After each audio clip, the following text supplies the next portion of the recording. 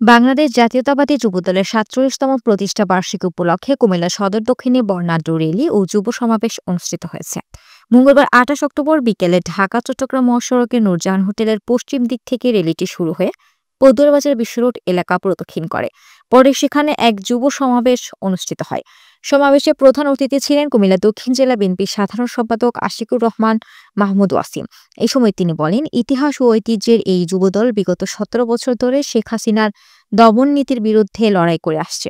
নানা বাধা ও ষড়যন্ত্র সত্ত্বেও আমাদের নেতাকর্মীরা এখনো আন্দোলনের মাঠে রয়েছেন।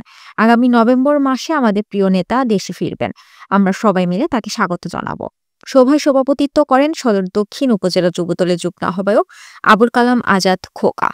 বিশেষ অতিথি হিসেবে উপস্থিত ছিলেন সদর দক্ষিণ উপজেলা বিএনপির সভাপতি অ্যাডভোকেট মোহাম্মদ আক্তার হোসাইন, দক্ষিণ জেলা যুবদলের যুগ্ম আহ্বায়ক মোহাম্মদ শাহ আলম, খলিলুর রহমান মজুমদার, অ্যাডভোকেট মাসুদ হাসান টিপু, মোহাম্মদ ইউসুফ, সদর দক্ষিণ উপজেলা বিএনপির সাধারণ সম্পাদক মোহাম্মদ হানিফ এবং মহানগর বিএনপির ১৯ নম্বর থেকে ২৭ নম্বর ওয়ার্ড যুগ্ম সমন্বয়কারী সোহেল মজুমদার প্রমুখ।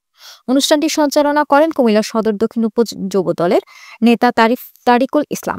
রেলীয় সমাবেশে সদর দক্ষিণ উপজেলা এবং বিভিন্ন ইউনিটের শতাধিক নেতাকর্মী অংশ নেন।